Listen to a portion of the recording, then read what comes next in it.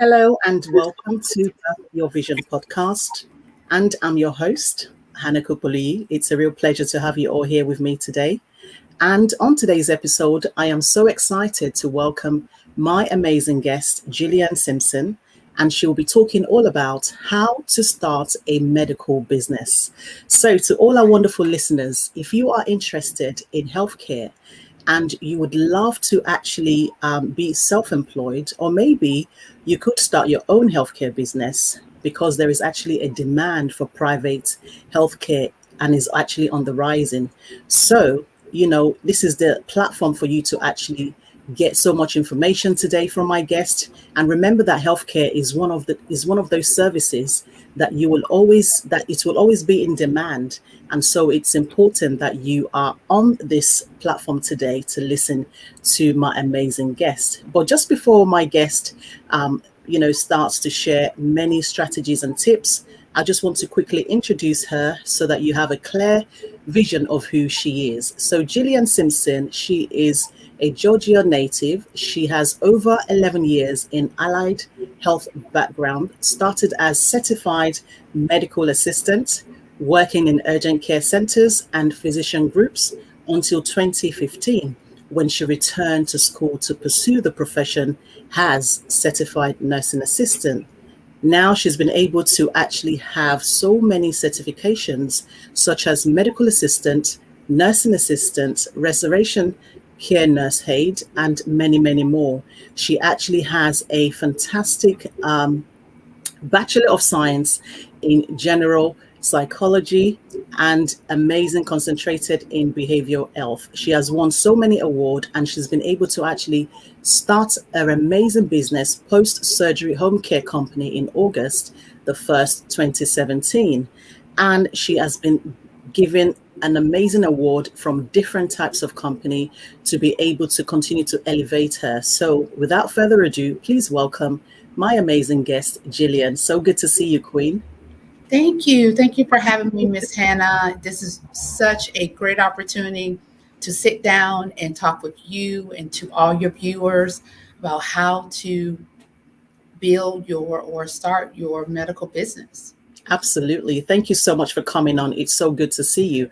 And today we're going to be talking all about how to basically know the kind of qualifications, healthcare providers need. And also we're going to look into the legalities as well as choosing a location, right, for your business, and also diving into, incorporating technology into the medical business, as well as choosing a specific, specialty. So now let's get started. So, what motivated you to actually start working in this sector?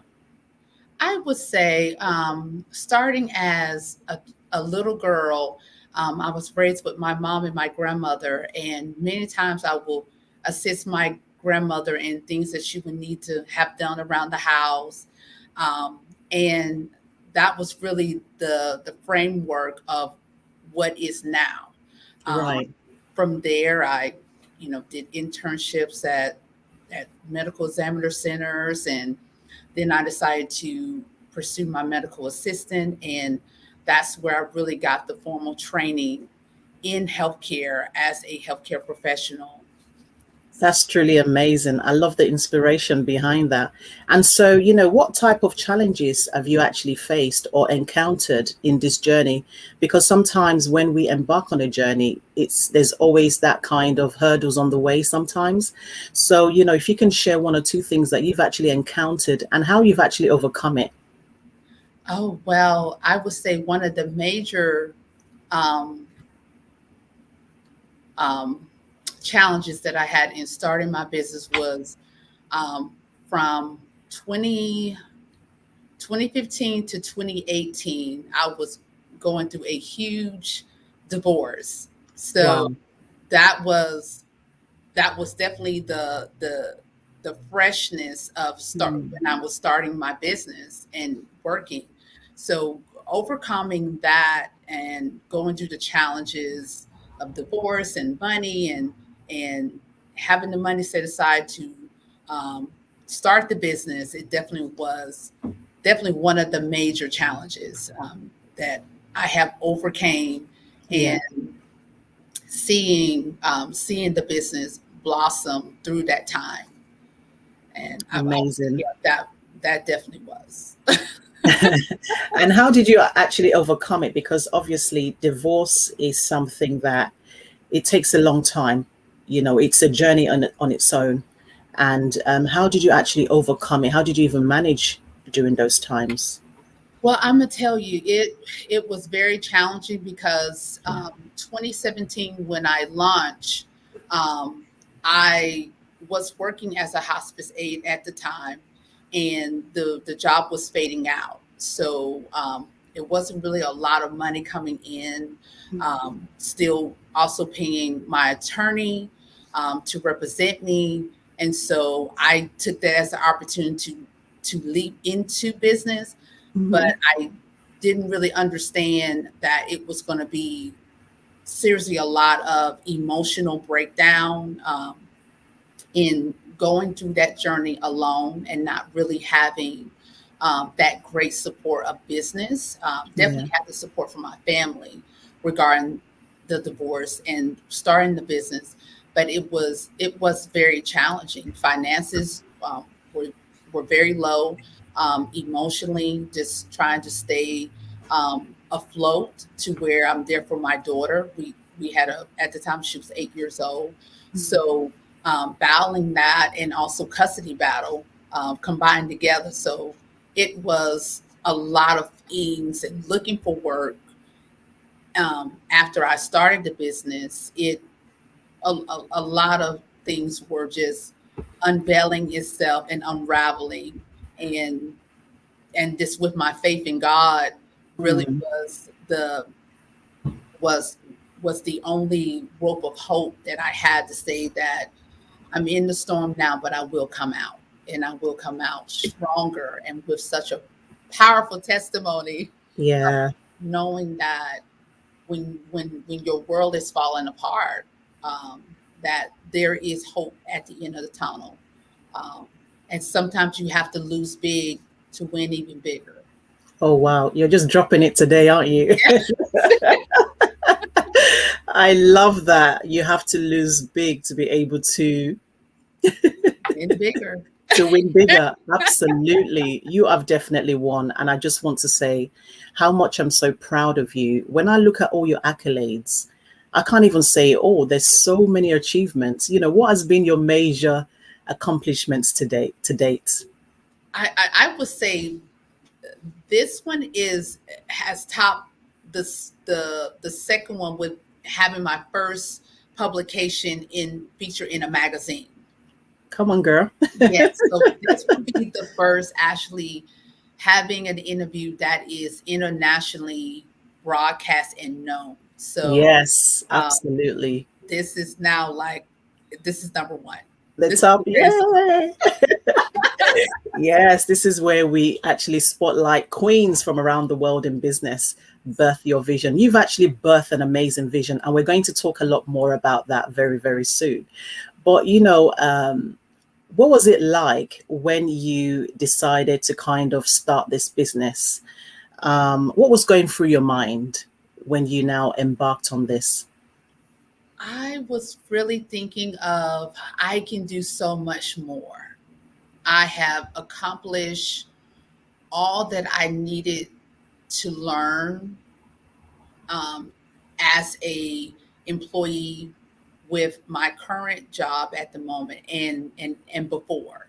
Mm. And I just really felt that I gathered all those skills and said, okay, we have put in from starting from 2009, graduating from medical assistant school to now 2015.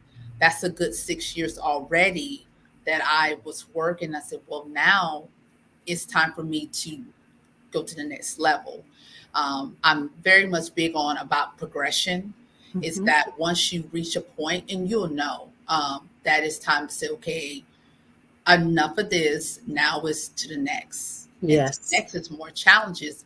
But with the skills that I have acquired, not just as in vocational skill, but people skills and challenging, um, you know, going through different challenges, Mm. I felt that it prepared me for the beginning of entrepreneurship.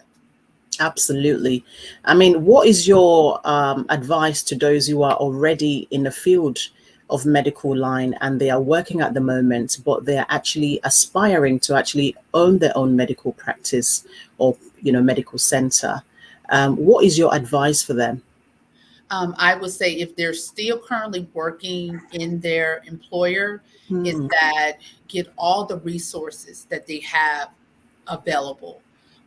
Not meaning as in that one institute, but if they are partnering with other um, organization that can build up your skills more before Yeah. you launch, it will be so important. Organizations, um, networking is so huge because it's going to be your safety net to where you Yeah. can go and talk to people, Hmm.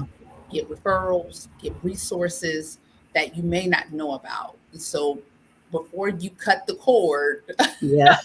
you want to tap into as much as possible. I mean, gather everything as you can, and so you can be as strong as possible when you do launch. Absolutely. So, what really keeps you motivated to keep going? Where do you draw your strength from? Um, Number one, my faith. That's number one, and number two, my business is such an empowerment to me of just seeing that I can make my own decisions on how I want my business to be. Hmm. And that alone is is very empowering to know that I can use all my skills, which is now is my superpower, to Yes. empower my patients who are preparing for surgery and who are coming out of surgery. And so Hmm. um, that really, those two are definitely my great motivation, and my daughter. Um, Definitely her seeing her mother birth her vision and living out her vision is giving her the inspiration to know that it's possible. Yes, yes, yes. Fantastic. And, so just tell our listeners the name of your business and the type of services that you offer. The name of my business is Post Surgery Care of Atlanta. Mhm. We're located in the United States of America. And we're located in Atlanta, Georgia, and we care for patients who are returning home from surgery. We Mhm. incorporate Western medicine and naturopathic approach together in helping patients to prepare and to heal from surgery.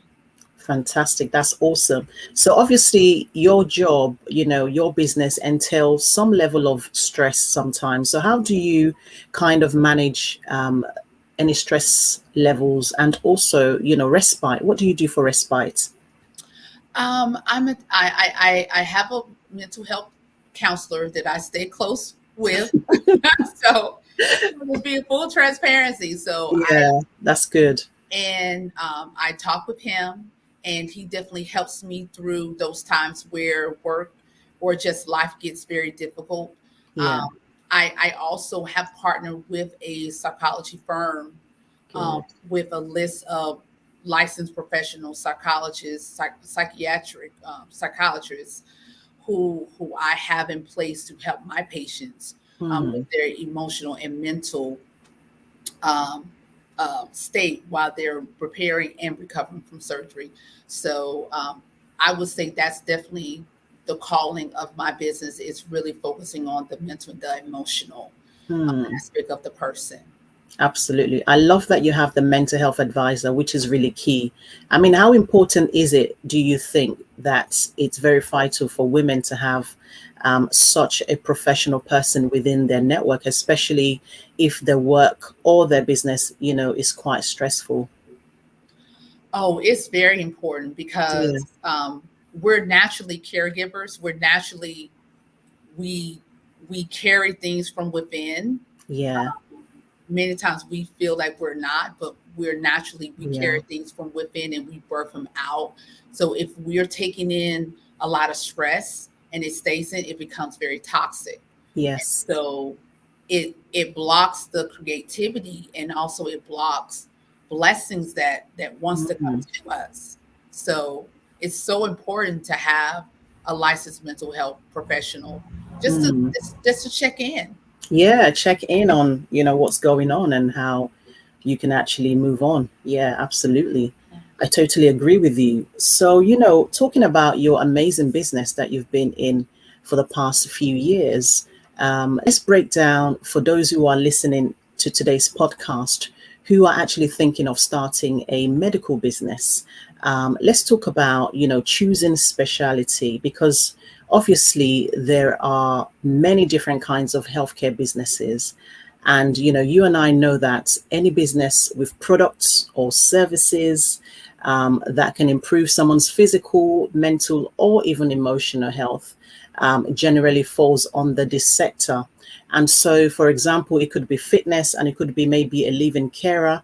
So, what advice do you have for those who are struggling to choose a specialty where they can focus on within the medical sector?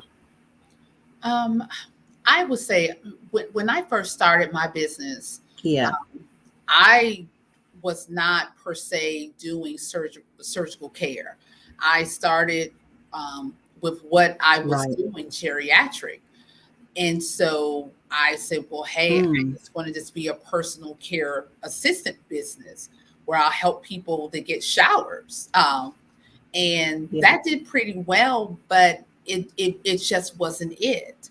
And it's one of those things where you have to, many times you start with what you've been doing, what Mm, you've been great at doing, what you love right. to do, and you just got to allow it to evolve, and you and also be honest with yourself with saying, well, this is great. I'm used to this. This is what I do, but I want to go further. I want to go deeper. I wanted to be more specific on what I really wanted to target, and I wanted something that truly matters to society, Yes. and and that's where I went into surgical care, and the whole mental emotional aspect of the wellness, they came further along down the line. So Mm, it's business is a puzzle. You start with one piece, and mm-hmm. and you work that, and you start finding other pieces, and when you are networking with others, you start getting insight Insight. on what should be my next move. How should That's right. Hmm. um how as and also as you as a person, if you're when you're evolving as an individual, as a woman, things are going to come up as ideas to add into your business that where you didn't start at first. Now you're here, and it's very important to take what you've been doing, um, Yes. and just work it, and allow the process, allow the insight Hmm. from your belief system to guide you to what is the next step. How should the business evolve into, not so much of what other people think you should do, but what's calling me to the next level, and what is that. Absolutely. Yeah, for sure, definitely. Because looking at your bio, you've actually had so many different experiences, with different types of sector, within the medical unit, which is really amazing. And, looking at your amazing accolades, it's so remarkable. So, congratulations once again. And so, our listeners are also looking at qualifications when it comes to starting, a medical business, because I'm aware that, when you're starting a healthcare business, you probably need to establish who you're going to actually be providing the care for. And, it's important that they are able to actually have the appropriate qualifications to be able to operate and also compliantly and ethically. So, if you can just explain which qualifications healthcare providers need, to be able to start their journey into having their own business. I would say the first thing is, and I'm a true believer in education. Hmm. Um, Education to the point of not so much that it has to be the huge educational institute as in a college or like a university, but whatever that you're wanting to get into, let's say if it's not, if you're a banker and you want to get into in the medical business, I would say it's good for you to get some to talk with some healthcare workers who are doing the ideal business that you would like to actually get into. That will be the first thing to do. Do your research, and also get some level of formal education in the backdrop of the theory of the business that you want to go into, because many times I see, especially in the home care, is that you have a lot of people where they're retirees. They have worked their industry that they have mastered in. They've done very well. They've made a lot of money, but they go into the home care industry as a retirement account. Mm. It's a way for me to get more money in and not really have to touch my retirement account. Just kind of have that passive income. And so, but with that, and that's fine, but there's no understanding of the theory of the thing of you hiring these healthcare workers.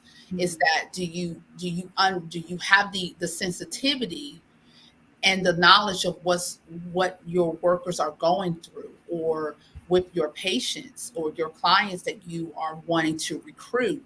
So there definitely need to be a compassionate check and also a theory check in learning theoretically what this business entails, Mm. and what your workers are going through, Yeah. your future workers. So I definitely see a lot of that where you see a lot of money being passed around in different Mm. industries, especially medical business, but there's not really a true understanding of the grunt work and the understanding of sensitivity and the theory behind why things run how they run, and is this something how I should run my business if I Mm. decide to go into the medical business.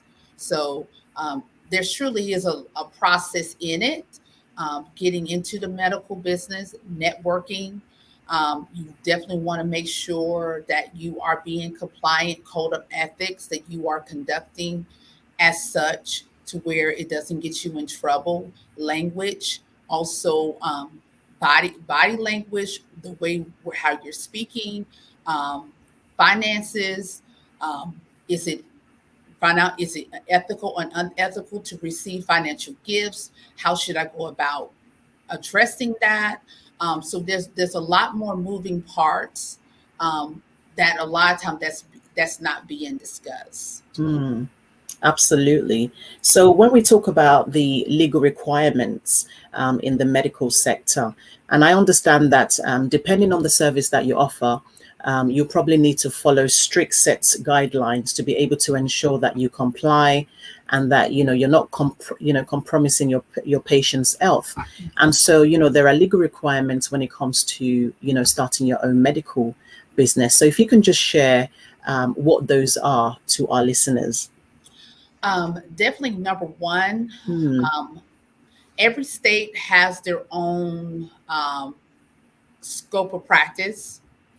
Some um, they give, for example, medical assistants in Hmm. Georgia. They have, say that, hey, we can give injections, but CNAs cannot give injections in certain sectors of the healthcare in certain environments.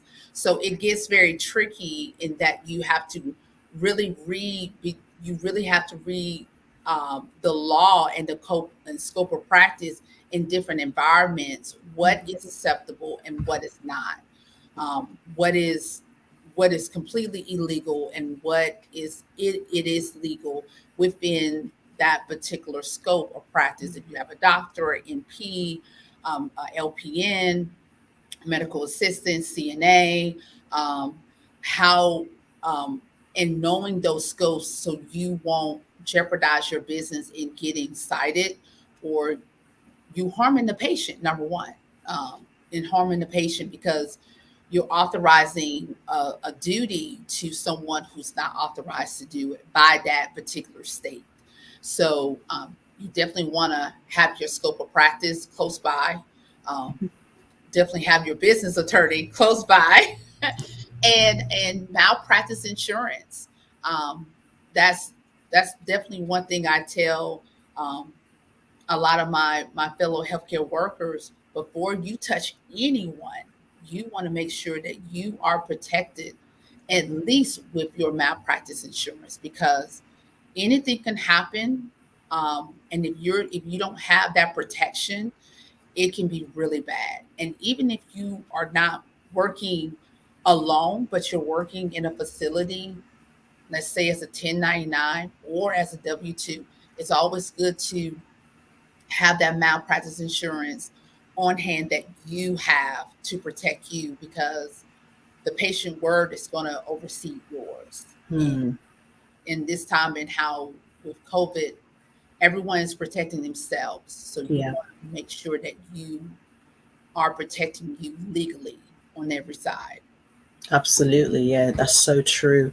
And, I was just looking at location because, when it comes to starting a business, location is definitely key, is important. And the type of business that you start should actually influence it, isn't it? So when it comes to choosing a location, what would you suggest?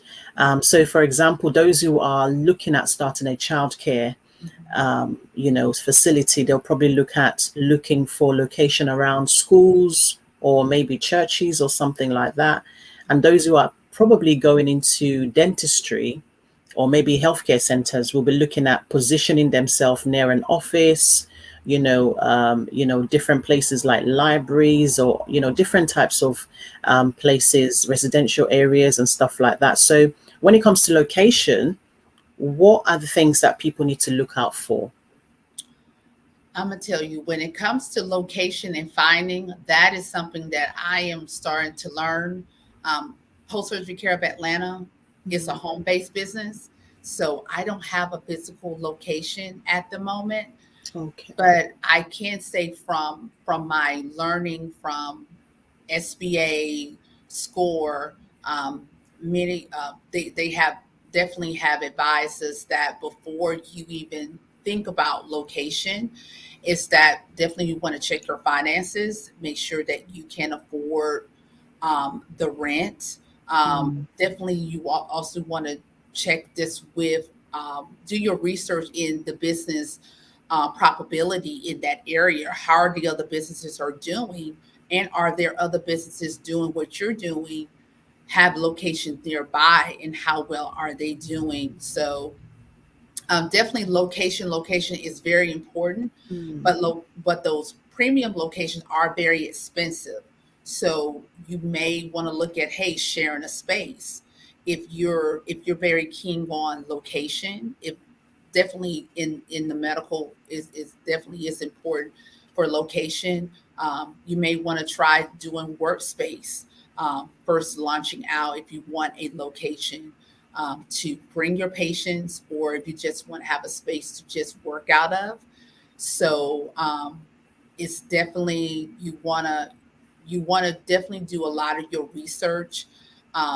Definitely get very competent in lease agreements, um, the clauses in those agreements, mm, um, especially during this time with COVID. Maybe you can work out a month to month. Um, so is definitely ways that, number one, you definitely want to research. Number two, do your research as in the location, probability of money being made, the yeah. rent that you have to pay, and the communities that are surrounding. Um, Socioeconomics Mm, stats have a lot to do with it, and is that area looking for that particular service as a definite need? So it like fitness, um, it's part of the medical in ways, or physical therapy may be thriving to where there's a lot of geriatric and they need physical therapy, but having a skincare salon in that same location may not be profitable for you in your particular mm, location. So you have to break everything down into sectors of saying, well, this particular business that I'm in may not be profitable in this area that I'm looking at. Maybe I need to look at the one down the street or Hmm. in a different part of town. So you definitely want to move slow, but it's definitely a great way to get your business out there, to have that brick and mortar say, hey, we are here, we're here to stay, and you can come visit us whenever you want. So I'm definitely Hmm. excited about embarking into that. So we'll see what happens. Right. Indeed. And, what I've noticed about health sector is that it's actually changed rapidly over the last, few years. And what I've noticed is that it's because of technology, because nowadays, patients are no longer, trying to kind of follow their old traditional ways. They're very now tech savvy, and, everybody's got a phone, everyone has got a mobile, and so you can access your different types of apps when it comes to technology. And so I wanted to kind of look at the best ways to actually incorporate technology into the medical business, because I believe that the more attractive your medical business is, the more you'll be able to kind of attract more people, especially when you have digital products. You can definitely get your patients to actually, go online and order your services, and it's very much accessible, and you can actually personalize it. But what is your take on those different types of ways to kind of incorporate technology into a medical business? Oh gosh, it is a must. It's a must have. It's definitely it's a must. Yeah. Many years it was the ongoing conversation about adding technology to your business, Hmm. but because of COVID, it has brought it so to the forefront of I have to have it. So I was fortunate enough to start the technological software before COVID. So I was not running around with my head cut off trying to find out who should I use. So yeah, definitely technology is great. Definitely electronic signing is a great way. Um, Definitely when you're doing virtual home care, Hmm. many times you can partner with healthcare vendors where they'll have devices where they can actually you can take the vitals electronically in their Hmm. home. Um, so there's many ways that you can definitely be more in tune with your patients or clients more readily than it was before COVID. Um, that it was like, yeah, come into the office for me to see you. And now it's like, well, telehealth has taken place where people don't have to leave their home. That if they have a concern, like many of my patients, I can just virtually zoom them in and we'll have a conversation. I can see what's going on with their surgical advice.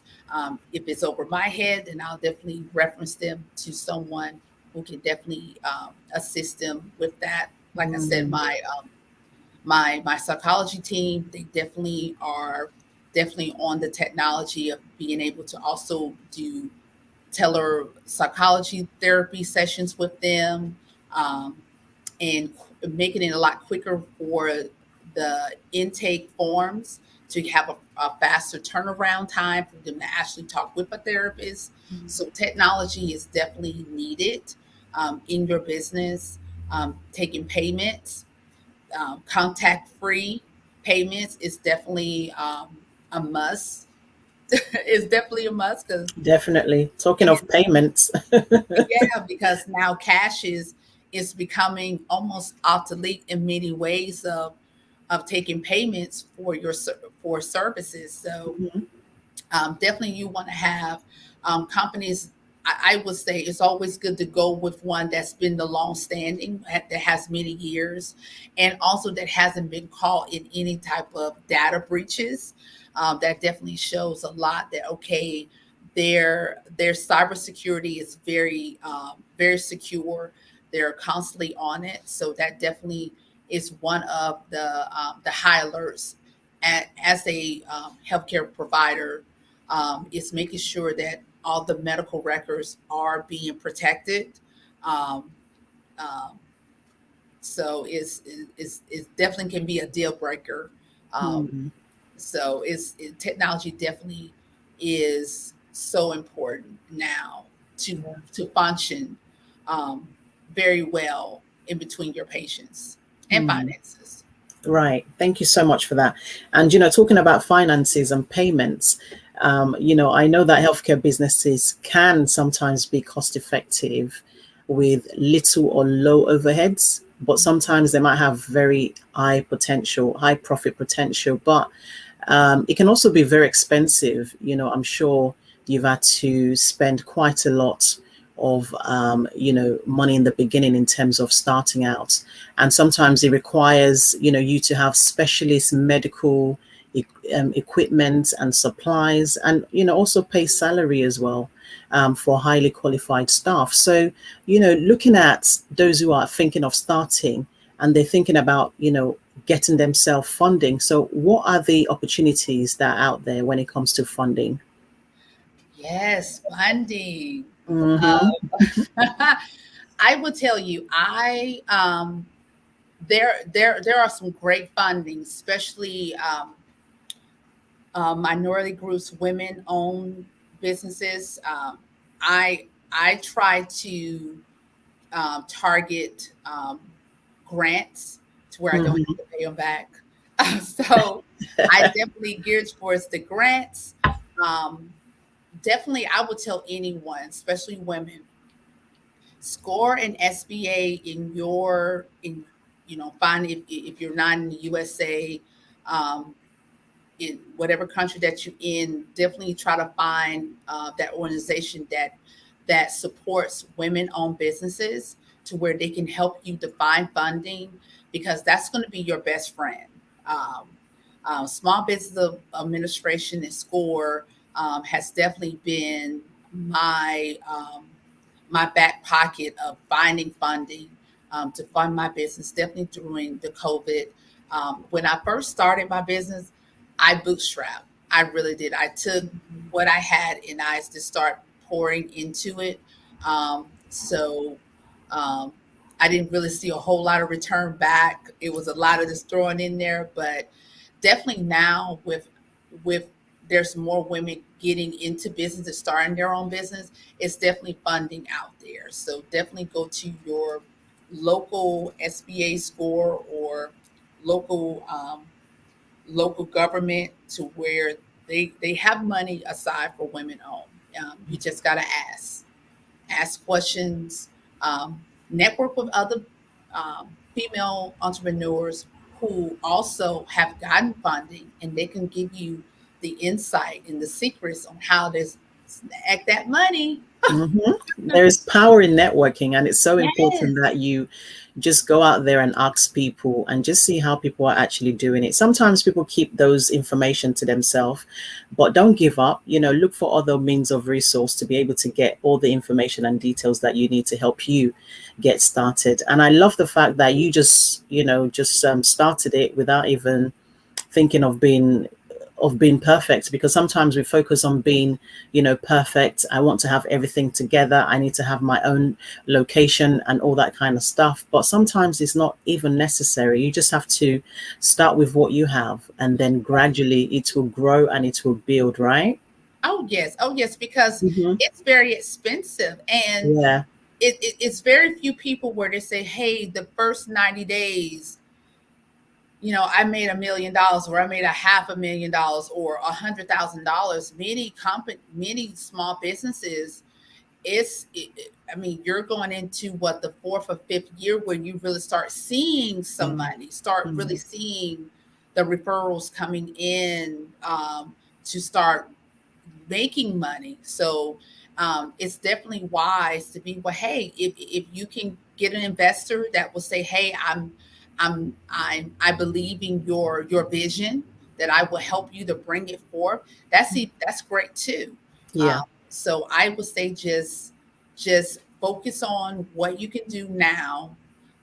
Stay connected to people, keep meeting with people, because once it start coming in, you're going to be able to get those other things, and you're going to have the brick and mortar if you want that. Then you're going to have the partnerships and with other service providers to where, and for you know it, you have a full blown, you have employees, a full blown organization, and you're like, wow, I'm like hands off the skill base, but I'm hands on the business, as in making sure everything is running smoothly, as the owner of the company. So I would say, be patient with yourself, Mm, and enjoy the ride, because it's more of a inner transformation than it is external. mm. So, what you see now was 12 years of work. So sacrifice, Come study. on now. So, Yeah. I tell people is that, do not get it confused and say, oh, wow, you're doing this. It was many times, and I still do, where there was a lot of no's, a lot of slamming of the doors, a lot Mm, of questioning my qualifications. And even now, 20, even now, I still, you go through those challenges of people questioning, are you qualified to do this? mm. And many times it's just out of their own insecurities. But you have to, that's where that inner work, and having that counselor, and having that support team, business and personal, to help you along the way and say, hey, keep going, and Mhm. be the cheerleader for others. Because when you're the cheerleader for others and other Yeah. women entrepreneurs, it opens the floodgate for so many blessings to come your way. It just really does. Like, I met you, Miss Hannah. It, I That mean, is so true. and it opens the floodgates, and it's like, Yeah. wow, if I was not open to sharing and saying, Hmm. hey, come on my podcast, hey, let's talk, let's meet. Things won't open up when you have a closed hand. They That's only right. open up when your palms are open, and you're saying, Mm. I will give you what I have, and not looking for anything in return, because I know it's going to come back. Yeah. Absolutely. I love that. It's really important that we have the art of giving. So, so important. Oh yeah, Definitely. and seeing each other win, when there's Yes. a win, and like you were saying, for in celebrating all Hmm. sizes of your wins, not the ones that, well, once I hit the million, then I'm gonna The celebrate. meal will No, come, but once you're still hitting the hundreds, still yeah, celebrate that. it's like, enjoying that. Hey, I went from 50 to now 100 followers on my Yeah, Instagram. exactly. This that, because that is the, how you respond in your winnings, and greatly how you respond in your losses and other people's winning determines how far you're gonna go up. Mm. Because if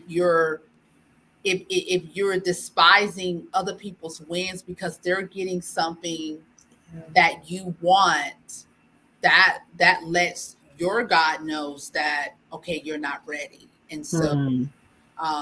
always be in the position of, one thing that one pastor has said is that God will allow you to see things. He will let you see things just so you to know that it's possible. But it's up to Yes. you if you're going to receive it.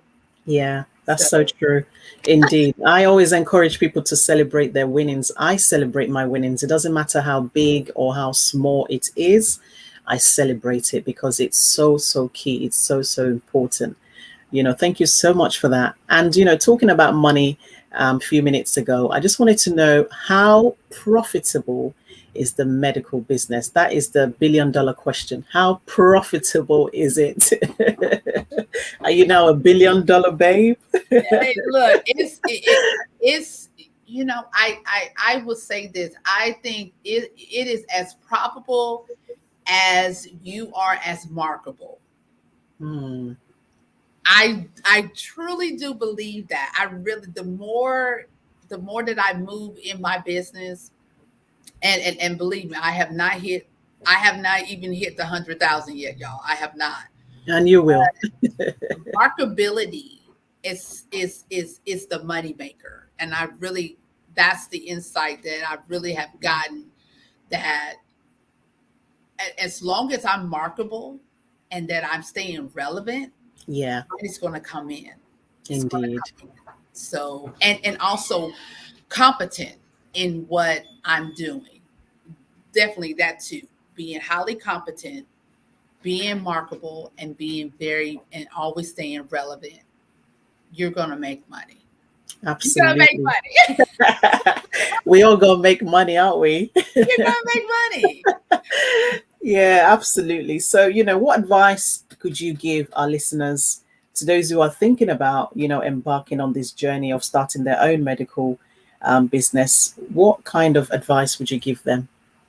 Oh, I would say to the young person, to the young Jillian, first starting out, like, oh my God, I have these $2 in my hand, hoping, have all this ambitious of this dream company. I would say number one, you got to learn how to trust yourself, Yeah, um, especially as women, especially speaking to my aspiring entrepreneur, female women entrepreneurs, is that many times we go through disappointments, if it's a divorce or a breakup, money loss. The first thing that we lose is the ability to trust us, to trust yourself. yeah, we lose all trust, don't we? Yes, and Mm, we go into the double thinking, yeah, we double need validation as well. and and and Mm, that's number one, because your business needs you to be so confident in what you can do. That's how yeah, it's going to start thriving. If it feels that you're unsure and I don't know, it's like I can't grow, yeah, because I need you to be confident and trusting your ability to make decisions right. and embrace your mistakes, because mistakes brings you now into wisdom. And so I will leave with that. I think I would definitely leave with that, is the learning the ability to trust yourself, because Yes, everything else behind that is going to become a lot easier. You're going to be able to bring people on. Well, trusting you'll be able to vet people. You will mm-hmm. be slow to move, to make a decision, um, and you will be able to be proud of your accomplishments and not need a validation from the external. You know, Definitely, for sure. So, I'm how can how can people actually reach you and get in touch with you, if you want to share your social media platforms with our listeners so they can actually connect with you? Yes, you they can definitely connect with me on Instagram.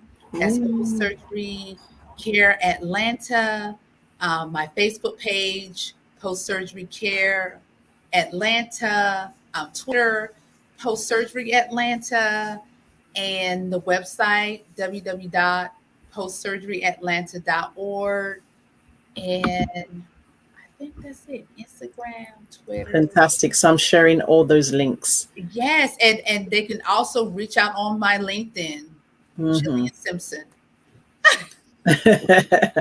Fantastic. You are so calm and just a lovely, amazing woman, very softly and gently spoken. And I really love that about you. Thank It's just you. been a pleasure having you on this platform today.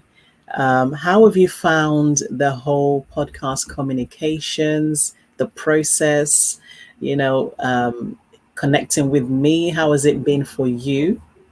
Oh, it's been wonderful. I started when we first connected. I said, "Oh, let me Yeah. try," and I just listened to your show, and I'm getting the same feel that I got when I was listening to your episode, and I still listen to them. Oh, thank So you so yeah, much. still do. So I definitely get in that same aura. So it's Yeah. nothing different. It's the same, very Hmm. calm. It's very very gentle, very calming. No Yes, yes, pressure. very relaxed and like, oh my God, I just need my aromatherapy going on and I can just relax.